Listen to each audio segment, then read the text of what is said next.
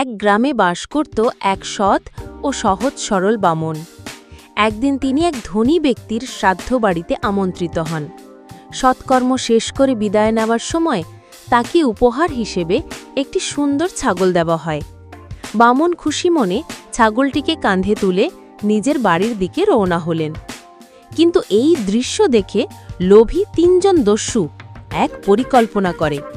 তারা রাস্তার ৩ জায়গায় ছড়িয়ে পড়ে। বামন যখন হাঁটছিলেন তখন প্রথম ব্যক্তি এসে জিজ্ঞেস করল, ব্রাহ্মণ মশাই, আপনি কুকুরটাকে কাঁধে নিয়ে কোথায় চলেছেন? বামন অবাক হয়ে বলল, কি বলছো? এটা তো ছাগল। সে তাকে পাত্তা না দিয়ে সামনে এগিয়ে গেল। কিছু দূর যাওয়ার পর দ্বিতীয় ব্যক্তি এলো সামনে। সে বলল, ও ঠাকুর মশাই, আপনি কুকুরকে কাঁধে করে নিয়ে যাচ্ছেন, এই কেমন আচরণ? বামনের সন্দেহ জাগে, কিন্তু আবারও বলে, এটা কুকুর নয়, ছাগল। সে আবার চলতে থাকে।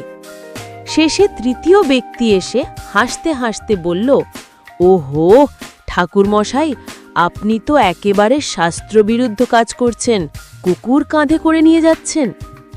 এবার ব্রাহ্মণ দারুণ বিভ্রান্ত হয়ে পড়ে। ভাবে, ৩ জন যদি কুকুরই দেখে তবে নিশ্চয়ই ওটা কুকুর। রাগে দুঃখে ছাগলটিকে ছুঁড়ে ফেলে নদীতে স্নান করতে চলে যায়, পবিত্র হতে।